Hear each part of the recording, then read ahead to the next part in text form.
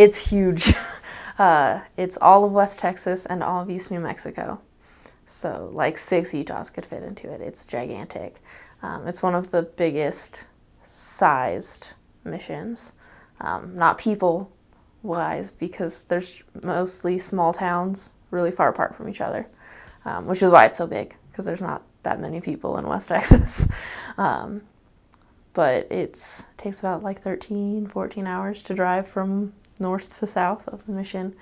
And it's English and Spanish because it goes right up to the Mexico border. So there's a lot of people who've come over from Mexico, a lot of Tex-Mex going on. And it's very Christian, super, super like mainstream Baptist, Catholic, non-denominational Christian. And they're all very, very, very strong in their beliefs. Everybody has a church.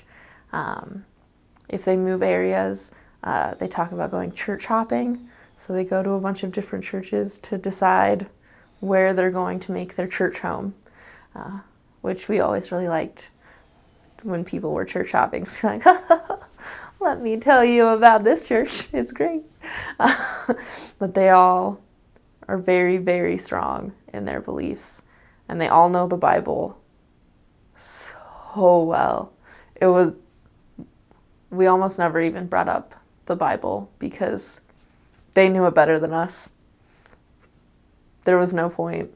My mission president was very against Bible bashing, which I was really grateful for. And we knew if they kept trying to fight us after like 2 or 3 minutes, they were going to keep trying to fight us the whole time. And we just politely excused ourselves because they all knew it well. Everyone goes to church. Everyone has a church.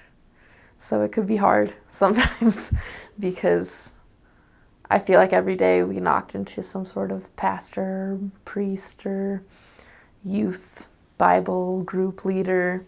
And it was hard being a 21-year-old girl who hadn't even known that the church was true for very long, trying to talk to these people about the gospel when I was still kind of learning it myself. So that was hard. But it's great. It was growing a lot. It was growing really fast. So we had 5,000 baptisms in the first year that I was there throughout the whole mission. I think those 5,000, I might be telling you wrong, but I feel like that was our goal. It was a lot. It was some sort of crazy high number that we had as a mission goal. And we reached it like the day before the end of the year. And everyone was so excited. And they were always making new steaks and splitting steaks, and it was crazy. It's still growing so fast. It's awesome. A big problem that we always seemed to face was the marriage issue, because at least in Midland, everything was so expensive because it was right by the oil fields. So it could be expensive because everyone was making lots of money, and so they could charge a lot of money for everything. Even McDonald's paid you like $20 an hour to work there. So people would move in together and be living together, and there'd be tons of people in one apartment, and nobody would be married. And we weren't allowed to baptize anyone who was living with someone of the opposite sex who wasn't married, even if they weren't dating.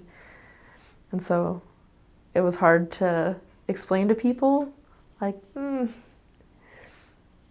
sorry, you can't get baptized until this is resolved. And there were people who had been, I still remember one of the people we taught, we were so sure. They had like 4 kids. They lived together. They'd been together since they were 16. We started teaching the law of chastity lesson, and then they started laughing. And we're like, oh no. And they had just been together. They never got married. And so we had to talk to them about the importance of marriage. That was a big hurdle that all of us faced, was people not being married and living together because it was so expensive. Honestly, overall, I think just not focusing so much on numbers, that was a big struggle for me, especially because my first area was new and everyone does have their church. It can be hard. And it can be hard to look at your numbers and feel like you worked really hard that day, even knowing that you worked really hard that day. And I had a couple district leaders who were very focused on numbers and always were a little bit critical about where our numbers were at, and it was discouraging.